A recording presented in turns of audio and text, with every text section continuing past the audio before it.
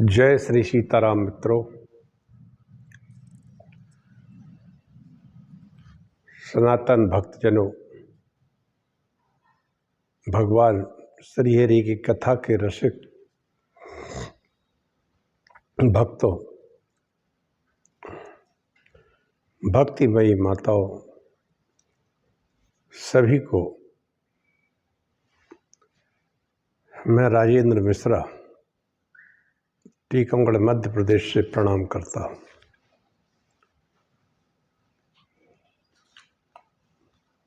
लगभग 2 वर्ष से अधिक से मैं कथा कह रहा हूँ। अभी कथा ब्रह्म पुराण की चल रही है। अभी कथा शिव महापुराण की चल रही है। ब्रह्म पुराण की मैं कह चुका हूँ। आइए हम सब उस कथा का आनंद लें। ये कथा मैं नित्य कहता हूँ। रुद्र संहिता चल रही है।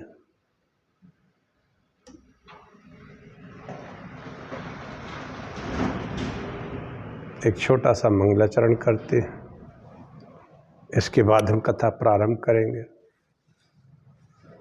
मैं रिटायर्ड चिकित्सा अधिकारी हूँ, पंचकर्म विशेषज्ञ हूँ। यदि किसी भी व्यक्ति को paralysis, spondylitis, gout, joint pain, इनकी कोई समस्या हो तो बिना किसी हिचकिचाहट से मेरी सेवाएं ले सकता है, विदाउट एनी हेजिटेशन। मेरा फ़ोन नंबर है 9981870134। कथा की शुरुआत करते हैं। हमारे तपोनिष्ठ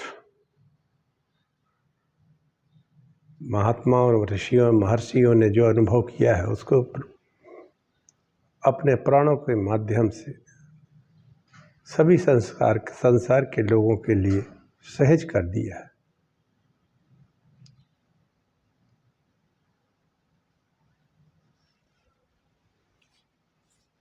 नमोस्तु रामाय सा लक्ष्मणाय देव्यै च तस्यै जनकात्मजाय। नमोस्तु रुद्रेन्द्रियमानिलेभ्यो नमोस्तु चंद्राग्निमरुद्गणेभ्यः। पाराशर्यं परम पुरुषं विश्ववेदैकयोनिं विद्याधरं विमलमनसं वेदान्तवेद्यं शाश्वतशान्तं समितविषयं शुद्ध बुद्धिं विशालं वेदव्यासं विमल यशसं सर्वदाहं नमामि। पद्म पुराण का एक ये श्लोक है। महर्षि पाराशर के पुत्र परम पुरुष संपूर्ण वैदिक शाखाओं के उत्पत्ति के स्थान, संपूर्ण विद्याओं के आधार, निर्मल मन वाले, वेद वेदांत के द्वारा परिज्ञ,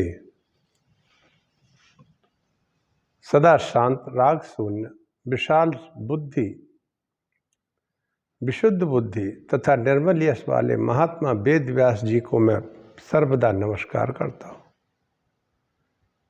जयति पाराशर सुनुः सत्यवती हृदय नंदनो व्यासः यस्यास्य कमलगलितं वाङ्मयमृतं जगत पिबति। पाराशर के पुत्र सत्यवती के हृदय को आनंद करने वाले भगवान व्यास की जय हो, जिनके मुख कमल से निःसृत शास्त्र रूपी सुधा धारा का संसार रसपान करता है। वाह! व्यास जी की कृपा से सारा संसार भगवत भक्ति का रसपान करता है। मित्रों, आइए हम उसी रस का पान करें। शिव महापुराण व्यासकृत है, आनंद का देने वाला है और सुधा रस का पान कराता है। अमृत टपकता है हमारे वेद शास्त्रों और पुराणों से। अखंड मंडलाकारं व्याप्तमेन चराचरं तत्पदं दर्शितमेन तस्मै श्री गुरुवे नमः।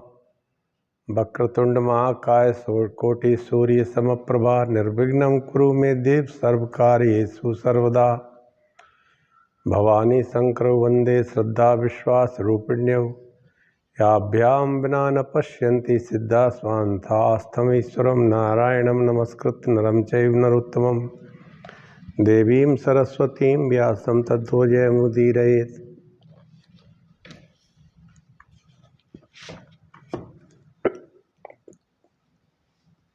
अभी कथा रुद्रखंड रुद्र संहिता तक चल रही है।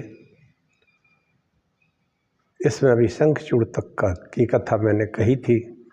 आज अंधक की उत्पत्ति व हिरण्याक्ष का वध आगे की कथा में यह है।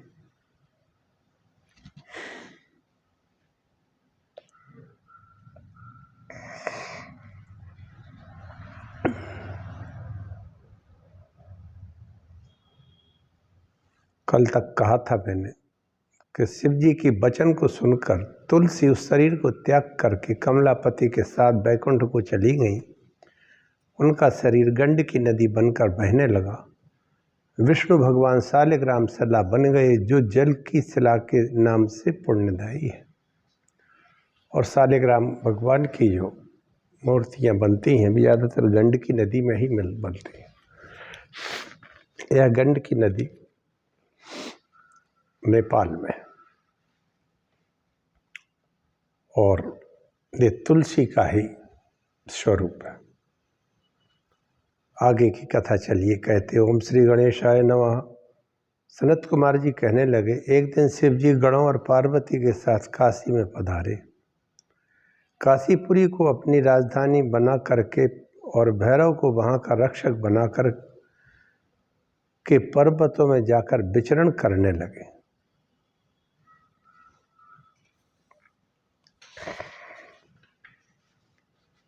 एक दिन शिव जी मंदार पर्वत की गुफा में पूर्व दिशा की तरफ विराजमान थे।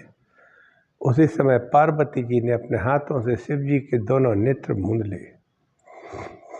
महेश्वर के शरीर के स्पर्श से पार्वती जी के हाथों से मद का जल टपकने लगा। उसी समय उस जल बिंदुओं से एक विकराल अंधा जटाधारी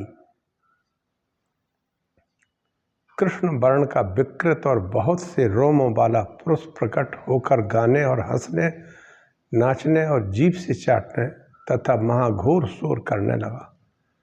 पार्वती जी भयभीत होने लगी। शंकर जी कहने लगे, आंख मीचकर जो कर्म किया है तो वो भयभीत क्यों हो रही हो? पार्वती जी कहने लगे, यह चोर पुरुष कौन सा है तथा आपने इसे किस निमित्त उत्पन्न किया है?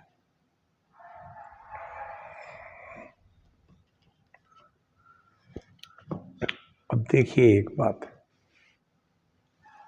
शिव जी काशी आए, उन्होंने अपनी राजधानी को बनाया, भैरव को वहाँ का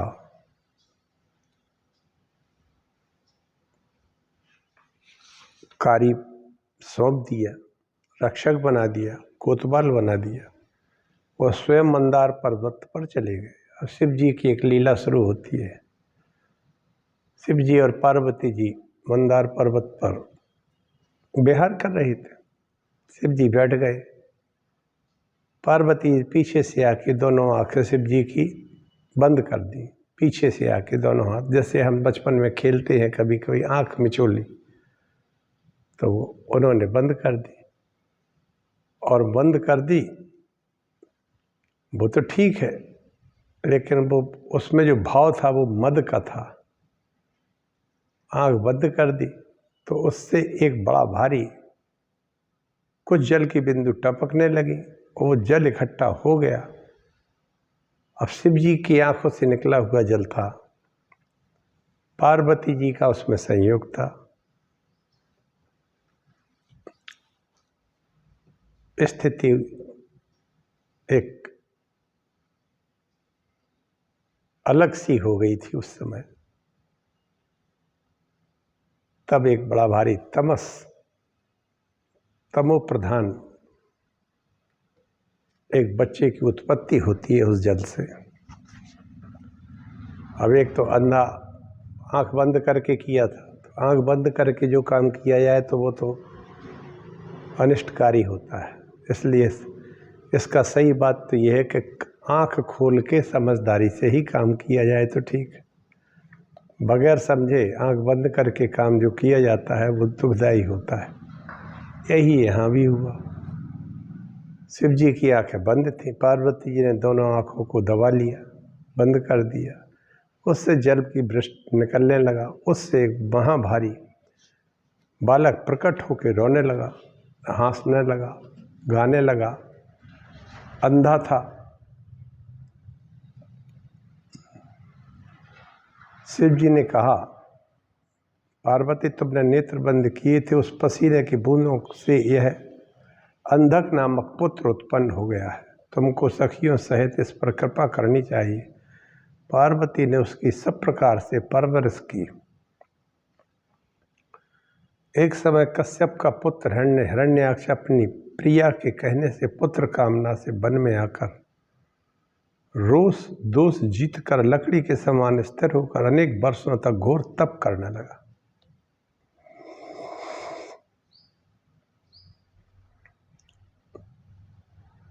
तब शिव जी ने वरदान देने के लिए कहा, हे हिरण्याक्ष तुम अपनी मनोकामना कहो।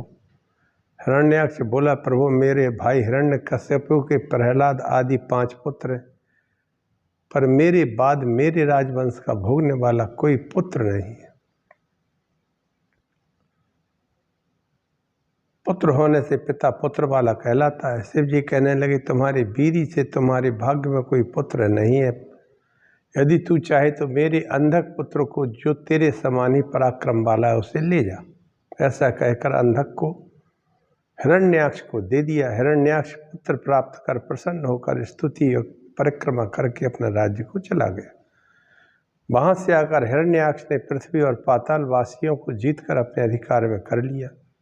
देवता ऋषियों को अपने अधीन करके धर्म करने वालों की त्रास देने लगा, जैसे रावण ने त्रिलोक विजय करके उत्पात मचाया था। ऐसा ही हिरण्याक्ष भी करने लगा। पुत्र के रूप में इसको अंधक मिल गया था, शिव जी ने दे दिया। भुजबल विश्व बस करी राखे को न स्वतंत्र, मंडलेक मनि रावण राज करे निज मंत्र। उसी प्रकार हिरण्याक्ष त्रिलोकी को जीत करके सभी जीवों को त्रस्त करने लगा। सभी देवता विष्णु के पास जाकर पुकार करने लगे।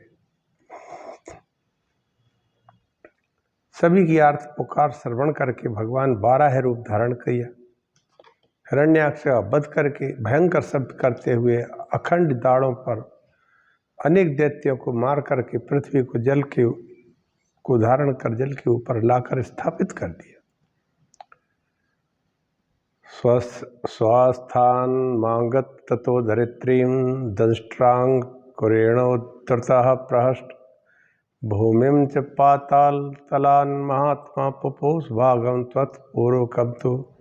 इस प्रकार महात्मा विष्णु पाताल तल से पृथ्वी का उद्धार कर अपने दाढ़ों के अग्रभाग से पृथ्वी को पुनः अपने स्थान पर प्रतिष्ठित कर प्रसन्न होकर पूर्व की भांति उसकी रक्षा करने लगे।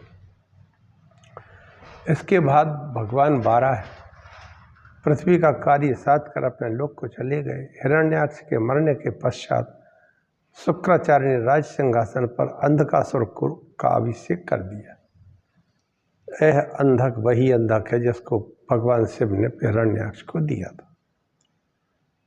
व्यास जी कहने लगे कि सनत कुमार, जो हिरण्याक्ष के मरने के पश्चात तो उसके भाई हिरण्यकशिपु ने क्या किया। सनत कुमार जी कहने लगे, व्यास जी अपने बड़े भाई की मृत्यु से दुखी होकर के उसकी अंत्येष्टि क्रिया करके अपनी माता और पिता हिरण्याक्ष की पत्नी रुषा भानु के पास जाकर कहने लगा,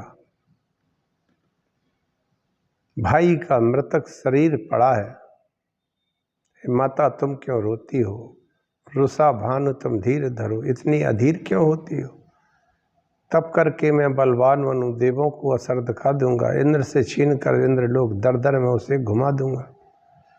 हिरण्याक्ष की पत्नी का नाम था रुषा भानु। उसको सांत्वना दी। मंदराचल पर्वत पर जाकर भारी से भारी तप करने लगा। इस भयंकर स्थिति के व्याकुल होकर देवता ब्रह्मा के पास करुण पुकार करने लगे। सब समाचार सुनाया कि मंदराचल पर हिरण्यकश्यप भारी तपस्या कर रहा है। उत्तिष्ठ भद्रम ते तपा सिद्धो असि काश्यप वरदो अहम अनुप्राप्तो ब्रियता मे स्थितोवर। ब्रह्मा जी बोले, हे कश्यप पुत्र, उठो, मैं तुम्हारी तपस्या से प्रसन्न होकर तुम्हारी कठिन तपस्या के पूर्ण होने पर तुम्हें वर देने आया हूँ, वरदान मांग लो। मृतक जिया बनि गिरा सोहाई, श्रवण रंद हुई और अब आई, पृष्ठ पुष्ट तन भय सुआए, मानव अवहि भवन ते आए। हिरण्यकश्यप कहने लगा, है विधाता, आप प्रसन्न हो तो मुझे वरदान दे कि मेरी कभी किसी अस्त्र शस्त्र से मृत्यु न हो। दैवैश दैत्यैर मुनिभ्यश्च सिद्धै त्वत्सृष्ट जीवैर्बहुवाक्यतः किं स्वर्गेधारण्यां दिवसे निशायां नैवोर्दतोर्नाप्य धृत प्रजेश।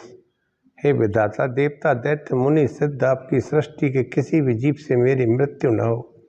अधिक कहने से क्या, स्वर्ग में, पृथ्वी पर, दिन में, रात में, ऊपर नीचे कहीं भी न मरूं। ब्रह्मा जी ने तथास्तु कह दिया। नान्तर बहिर्दिर्वा नक्त मन्नस्यादपि चायुधै न भूमौ नाम्बरे मित्रुर्नरेण मृगैरपि। हे प्रजापति, ना मैं भीतर मरूं, न बाहर, न आपकी सृष्टि के किसी भी जीव द्वारा मरूं, न हथियार से मरूं, न पृथ्वी में, न आकाश में, न किसी मनुष्य और न किसी पशु से मेरी मृत्यु। ब्रह्मा जी ने तथास्तु कह दिया। ब्रह्मा जी से वरदान प्राप्त करके सबसे पहले देवों पर आक्रमण करके उसने लोगों को अधिकार में कर लिया। पृथ्वी पर होने वाली यज्ञ आदि धार्मिक अनुष्ठानों को बंद कर दिया। शुभ आचरण कतहु नहीं होई, देव विप्र गुरु मान न कोई। जेहि देहि देश धेनु दुज पावहि, नगर गाँव पुर आग लगावहि। अतिशय देख धर्म के ग्लानि, परम सबीच धरा अकुलानी। उसके अत्याचारों से त्रिलोकी में हाहाकार मच जाता है।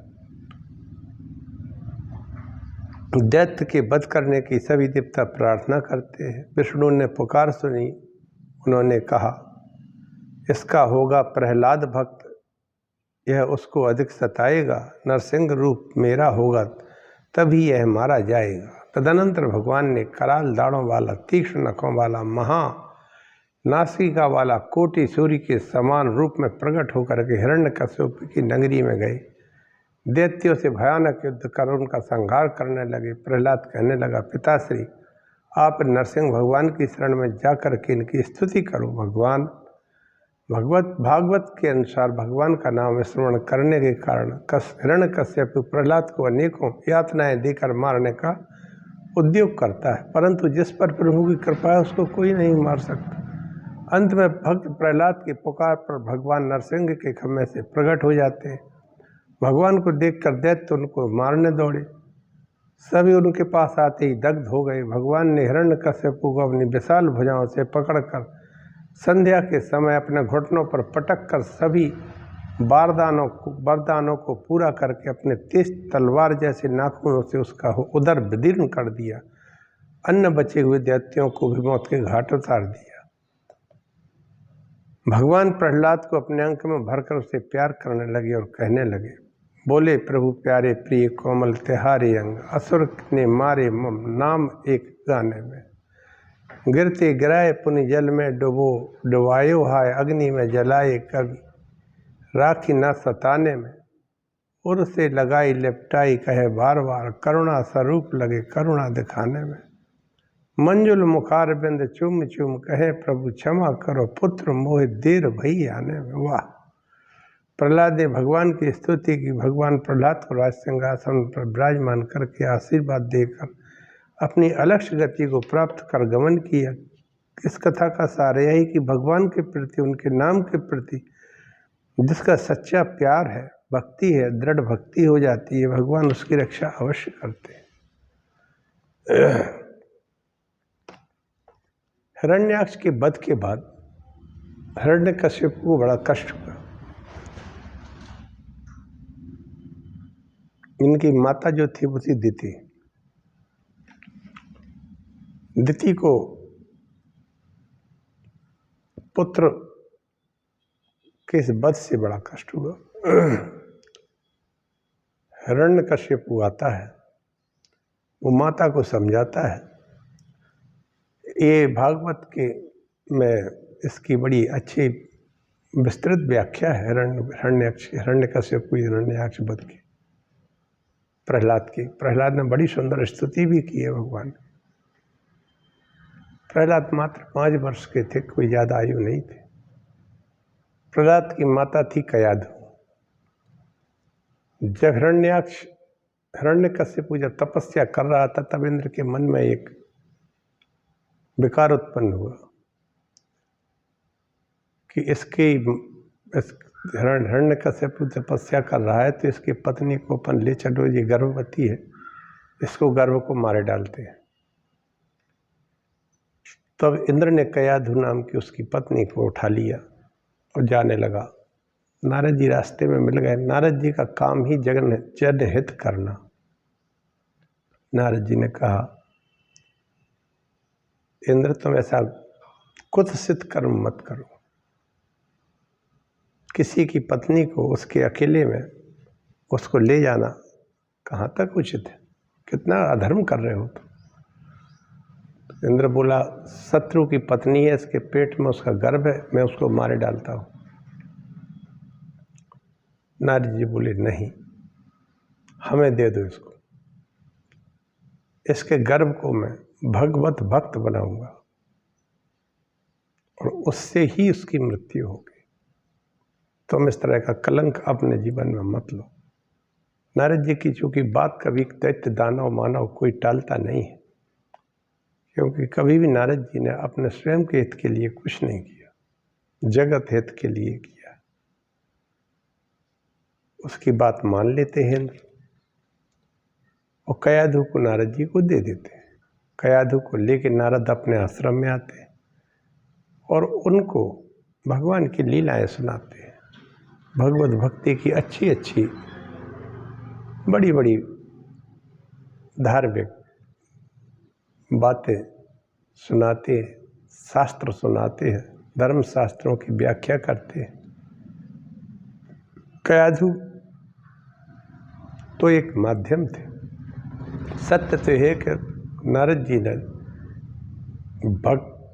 गर्भ को, प्रहलाद जो गर्भ में थे उनको लक्ष्य करके सुना रहे थे। और प्रहलाद ने, क्योंकि गर्भ में व्यक्ति एक निश्चित छोटी सी जगह पर रहता है, जीव छोटा सा शरीर रहता है, लेकिन विकसित पूरा हो जाता है। तब प्रहलाद जी ने भगवत कथा सुनी है गर्भ में। जैसे उत्तरा के गर्भ में अभिमन्यु ने चक्रव्यूह तोड़ना सीखा था, जैसे कहोड मुनि के पुत्र अष्टावक्र गर्भ में सब जानते थे, इसी तरह से प्रहलाद जी ने भगवत कथा बड़े प्रेम से सुनी और भगवत भक्त वो गर्भ में ही हो गए। अब क्या था, प्रहलाद जी का जन्म हो जाता है, हिरण्यकश्यप आ जाता है, वरदान उसको मिल जाते हैं, कई तरह के वरदान उसने पा लिए ब्रह्मा जी से। जब प्रहलाद को संडमर्क नाम के 2 शुक्राचार्य के पुत्रों के द्वारा पढ़ाया जाने लगा तो प्रहलाद केवल भगवत चर्चा में व्यस्त रहते थे। जब संडमर्क के द्वारा वो नहीं पढ़ सके तब प्रहलाद को गोद में बिठाकर हिरण्यकश्यप ने पढ़ाई के बारे में पूछा कि गुरु से क्या सीखा। तो उन्होंने कहा, सिवाय भगवान नारायण के इस जगत में और कोई सत्य नहीं है। ब्रह्म सत्य, जगत मिथ्या। उसने गोदी से उतार दिया। संडामार्क से कहा, मूर्ख, तुम लोग इसको क्या पढ़ा रहे हो? बोले, आपका बच्चे को मैं जो पढ़ाता हूँ वो तो ये पढ़ता नहीं है, उल्टा जी हमें पढ़ाने लगा है। इसके कारण और बच्चे भी नहीं पढ़ पाते। बहुत सिखाया, समझाया, क्योंकि हिरण्यकश्यप हिरण्याक्ष के वध के कारण विष्णु से बड़ा वैर बांध गया था। वैसे उसने कहा था कि वैसे विष्णु तो समदृष्टा है, लेकिन वो देवताओं का पक्ष लेते हैं। अपनी माता दिति से कहा था ये है, इसलिए वो भगवान विष्णु से रुष्ट रहता था और उसने अपने पुत्र प्रहलाद को तरह तरह के कष्ट देना प्रारंभ कर दिए। अंत में उसने हत्या करने के लिए कह दिया। हाथी छुड़वाए, हाथी भाग गए। पर्वत से फेंकवा दिया तो भी नहीं मरे, जल में डाला तो भी नहीं मरे, अग्नि में डाला तो भी नहीं मरे। आखिर हिरण्यकश्यप हार गया पूरी तरह से। तब एक दिन राजसभा में बैठा था, क्रोध में था। उसने कहा, प्रहलाद, तू मरता क्यों नहीं है भाई? तो पुत्र है मेरा या शत्रु है, और मैं तेरे ऊपर इतने प्रहार कर रहा हूं, तू मरता क्यों नहीं है? प्रहलाद बोले, पिताजी, आप हमें व्यर्थ मारने की प्रयास कर रहे हैं, क्योंकि जो इस संसार को मारने वाला है, वीर्याणि तस्याखिल देह भाजाम अंतर्बहिर्पुरुषकाल रूपा मृत्यु मृत्यामृतम च माया मनुष्य वधस्य विद्वन। 10वें स्कंद का ये श्लोक है श्रीमद् भागवत का, जिसमें परीक्षित जी सुखदेव जी से पूछते हैं।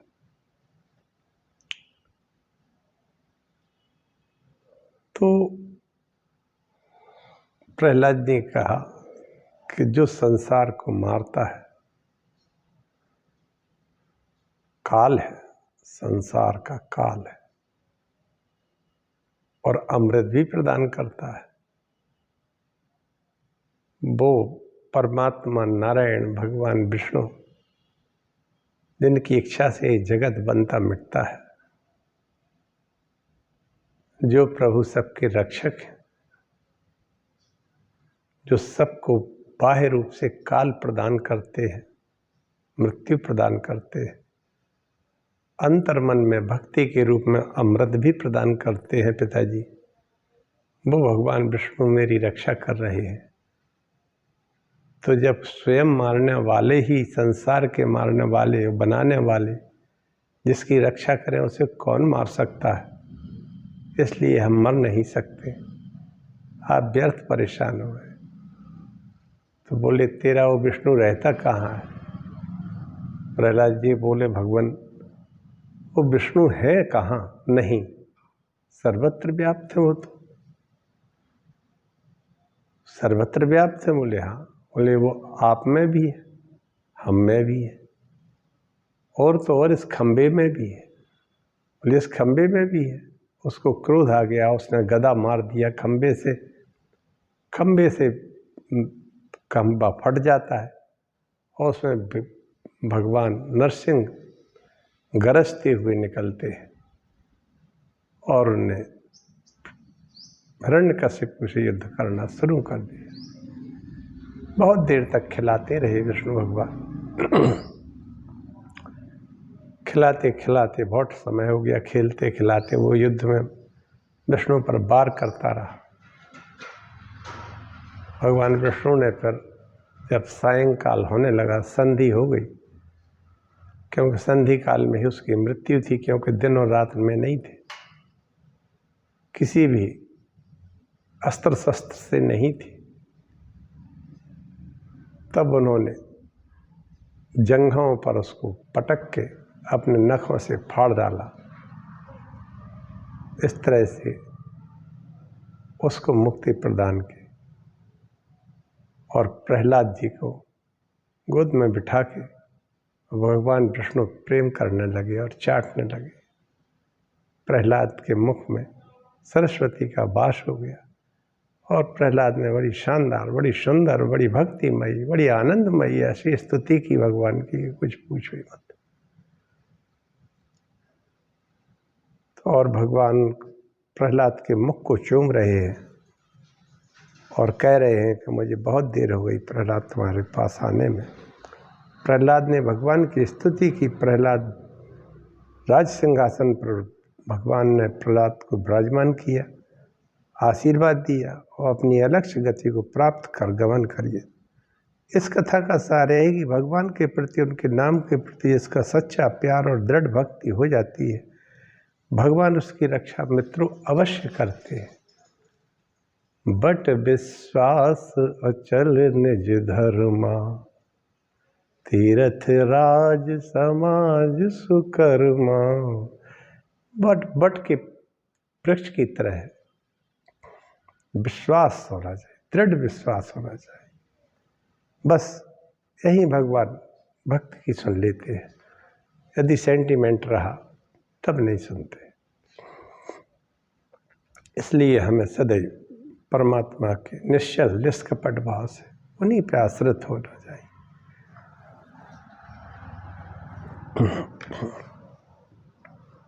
इसी तरह से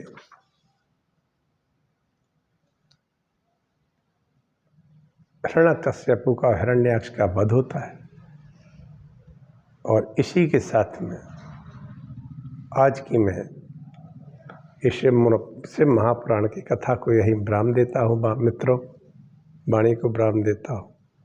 आप सब पर भगवान शंकर जी कृपा करें और सबको भक्ति मिले प्रहलाद जैसी। और भगवान भोलेनाथ भोले भंडारी हैं, सबकी इच्छाएं पूर्ण करें। क्योंकि भस्म संदिग्ध सर्वांगो रुद्राक्षाभरणान्विता, शिव शंकर सर्वात्मन श्री माता जगदम्बिके। भगवान शिव हमारे माता पिता है और माता पार्वती जी हमारी माता है। भस्म लगाए रमाए हुए, जिनके शरीर में आभूषणों में रुद्राक्ष है, ऐसे भगवान शिव हमारे पिता है। श्री माता जगदम्बा हमारी माता है, संसार की माता है, सो हमारी माता है, सभी की माता है। ऐसे माता पिता हम सबको का कल्याण करें, हम उनके चरणों में प्रणाम करते हैं। जय श्री राम, जय श्री गणेश। ओम नमः शिवाय, शिवाय शुभम शुभम कुरु कुरु, शिवाय शिवाय नमः।